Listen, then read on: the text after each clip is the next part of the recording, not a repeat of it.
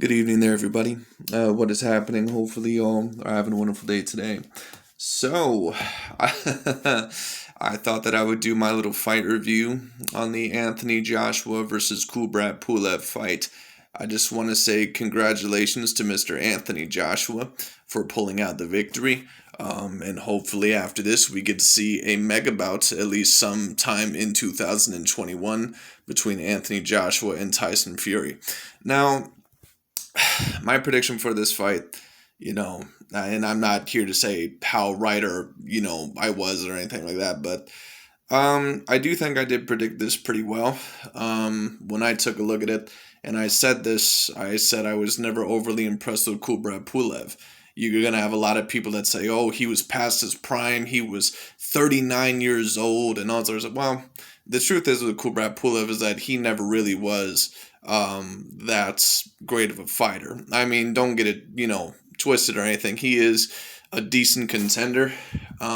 He is a talented fighter in some regards, but at the same time, he also reminds me of a very straight up, very stiff, very somewhat one dimensional European fighter. And not all European fighters are one dimensional, as we've seen over especially the past few years. But when it comes down to it overall, that's just what Kubrat Pulev reminded me of.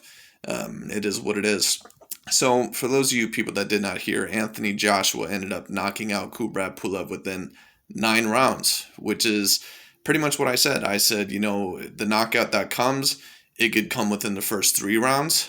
It could come within 9 rounds, because when it comes down to it, we don't know what Anthony Joshua is going to come in as. We don't know if he's going to try to be a technical fighter. We don't know if he's going to try to knock this dude, out straight away. And I think Anthony Joshua tried his best to do a little bit of both. He had him hurt multiple times in the third round. I thought the fight was actually going to be stopped in the third when Kubrat Pulev actually turned his back. To me personally, I thought that referee was not the greatest referee. I thought that he should have called certain things in the fight that were happening, like certain of both of them hitting after the bell and, certain other things as well, hits behind the head. But it's just me. Not only that, but I personally would have stopped the fight as soon as Kubrat Pulev turned his back. But if you don't agree with that, that's fine, whatever, because he did last another 6 rounds.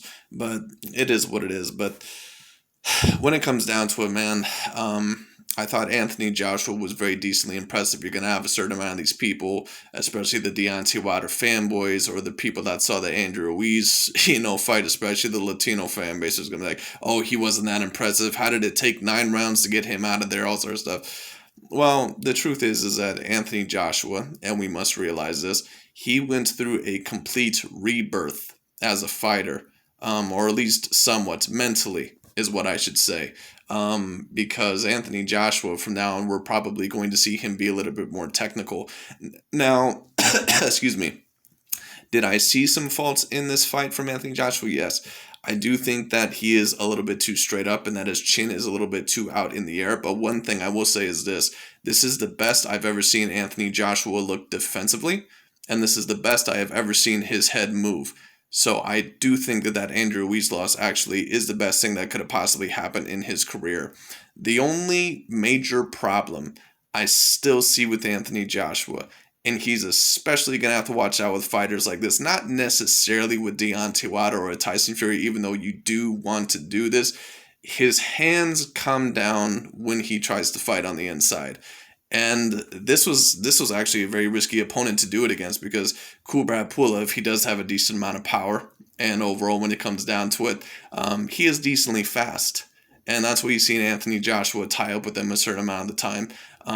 It is what it is, but when it comes down to it overall, when Anthony Joshua throws to the body or when he goes in, sometimes his hands are not up. Sometimes both of his hands are down, and that's what led to him getting countered against Andrew Ruiz Jr. So it is what it is. But Anthony needs to be very careful of that in the near future. Hopefully he learns from that. Once again, All in all, I do think that this was a very impressive performance by Mr. Anthony Joshua. I thought he did very, very well. He looks very, technical. He got the knockout. It pretty much happened around the time that I possibly predicted, because I said this knockout could happen within the first 3 rounds. It could happen within, the later on part of the fight, the latter on part of the fight, within the, first 9 rounds. It is what it is. But when it comes down to it, I was not surprised that it took him that long to knock him out. I thought you could argue that Anthony Joshua won every single round. And when it comes down to the overall, I thought he looked good. He didn't get hit very much in this fight. And even when he did get hit, and I told people this, did I think Kubrat Pulev was just going to go in there and hit Anthony Joshua once on the chin and Anthony was going to go down? No. The reason why Anthony Joshua was so chinny, especially, and I'm not saying that, and there's the news right there on ESPN. I'm not saying that Anthony Joshua is not a little bit chinny. I'm not saying he has a granite chin. But what I am saying is that he was not in great condition in the first Andy Ruiz fight. And condition does have a part of the reasons why maybe a fighter would not take as well of a punch. Now, there's just some fighters that have a bad chin. And Joshua, I'm not going to say he has a great chin, but I'm not necessarily going to say he has a bad chin either. I'm going to say he has an average chin. Because even when Anthony Joshua does get knocked down, he usually does get back up. So let's at least give Anthony Joshua that amount of credit right there. But the bottom line is this. I thought he looked very good in the fight. Didn't get hit very often. Countered pretty well. And I told people Anthony Joshua does have very good counter-punching ability. It was very clear from the first round on. He was obviously looking for a right hand over the top. Then later on, he was looking for that uppercut. Kind of the same counter that he landed against Vladimir Klitschko. And then he landed one on Kubrat Pulev in the 9th round. Then he landed a wicked right cross on Kubrat Pulev's face, and Kubrat Pulev just had enough. He was down for the count. But let me tell you something. Kubrat Pulev gave it a good fight. He just really couldn't do anything. He is a simple fighter. He is a little bit one-dimensional. It is what it is. But he tried. He tried his ass off. And to be honest, he was a little bit more competitive than probably what most people thought he was going to be. I was not overly surprised, but it is what it is. Because you can argue that he lost every single round. But it is what it is. But the bottom line is this. This was a decent contender to beat. This is a good warm-up fight. Hopefully we get to see him versus Tyson Fury in the near future. And we'll see what happens. That's pretty much my breakdown of the fight, ladies and gentlemen. Thank you so much for watching. And we'll see what's next for both of these fighters, especially Mr. Anthony Joshua. But that's pretty much about all you're going to hear from me today on the subject. Let me know what you guys think. I'll talk to you all later.